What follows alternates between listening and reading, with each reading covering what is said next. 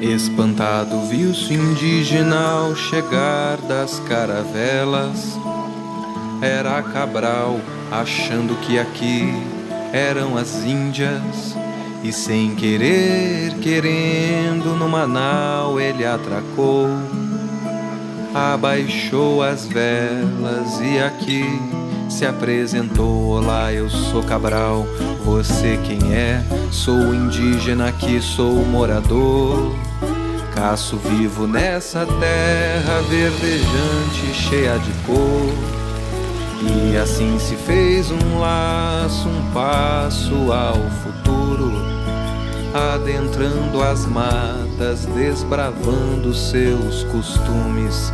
Tupi-Guarani, Tupinambá, Tupiniquim, Caeté, Potiguar, todos falantes da língua tupi, mostraram a Cabral a cultura daqui.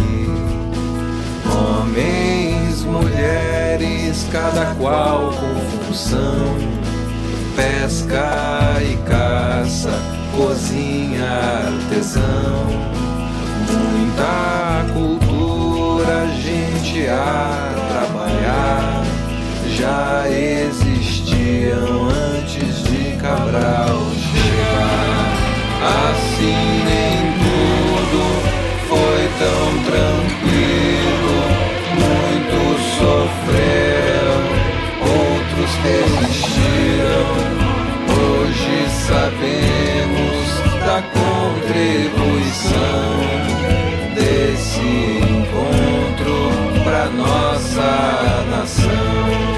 E assim, quando Cabral aqui chegou, viu as maravilhas e belezas dessa terra, o grande povo que aqui havia.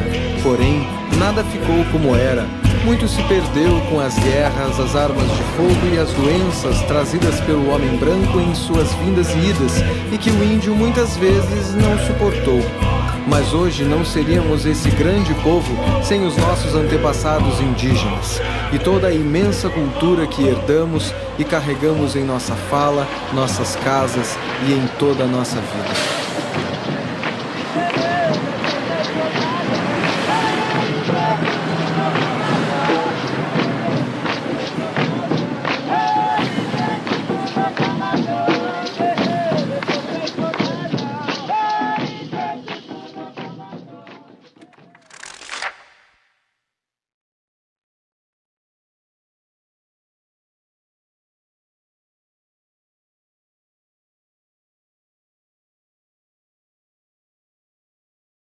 Olá, alunos, sejam bem-vindos à nossa aula de História. O que você achou aí do vídeo do início?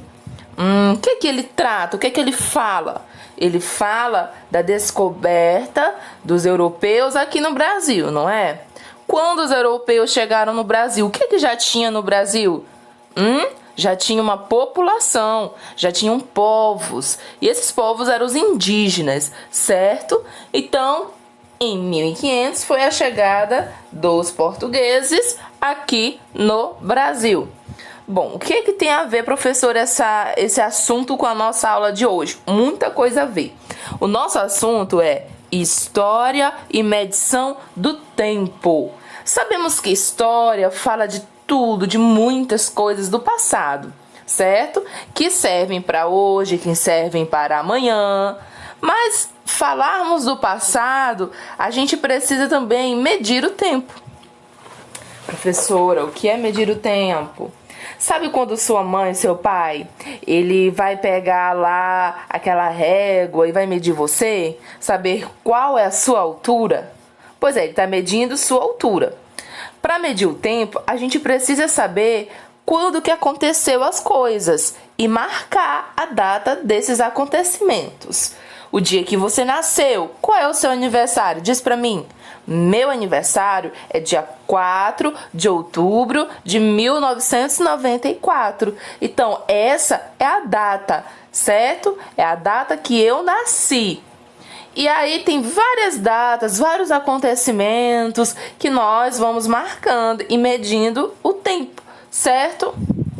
Então vamos ler esse primeiro parágrafo? Acompanhe a leitura aí abrindo na página 24, certo? Vamos ler o primeiro parágrafo. Você, hoje, já deve ter notado que medir o tempo é fundamental para organizar a vida de uma pessoa. Certo? É fundamental a gente saber que dia é hoje, que dia foi ontem, que dia vai ser amanhã, certo? É a medição do tempo que lhe permite contar sua idade e determinar, por exemplo, um feriado, a data de início das aulas e outros momentos importantes.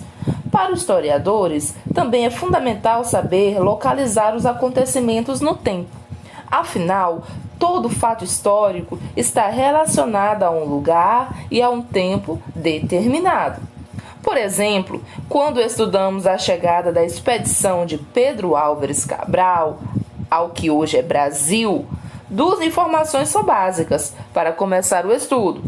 Bom, a chegada de Pedro Álvares Cabral no Brasil foi em 1500 e o local foi em Porto Seguro, lá na Bahia, no estado da Bahia. O ano foi em 1500 e, portanto, foi um marco cronológico, ou seja, uma data importante que serve de referência temporal para o historiador. Você entendeu? Vamos tentar explicar de novo? Bom, turma, o marco cronológico é quando um acontecimento marca a história. E que acontecimento marcou a história que estamos falando? A descoberta do Brasil pelos europeus, pelos portugueses, que foi em 1500. Essa descoberta foi um marco cronológico na história. No entanto, turma, existem marcos cronológicos muito antigos que a gente não tem como saber a data certa desse acontecimento, como foi que ocorreu certinho, porque não há registros desses acontecimentos.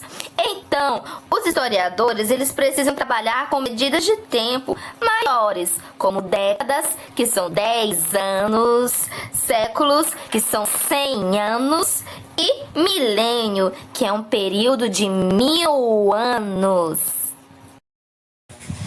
Então, turma, os historiadores trabalham com séculos porque estudam períodos longos de transformações que não ocorrem em uma data específica, mas se estendem por muito tempo. Bom, então, o que é que você entendeu da aula de hoje? Entendemos que existe uma medição de tempo, ou seja, podemos medir o tempo, saber a data, saber aonde, como que aconteceu as coisas do passado. Da mesma forma que nós sabemos a cidade em que nascemos, certo? O peso que nós nascemos, os centímetros que nós nascemos, a data, o dia, o mês e o ano, porque foi uma data especial o dia que você nasceu. Então, essa data foi medida, ela foi guardada num tempo certinho que sua mamãe guardou. A medição de tempo serve para a gente não se perder, a gente saber os fatos, acontecimentos do passado, principalmente aqueles marcos cronológicos, que são aqueles acontecimentos que marcaram a história. Turma, muito obrigada pela aula, anota tudo no caderno. Qualquer dúvida, chama a professora Yasmin no WhatsApp. Beijão da professora e até mais!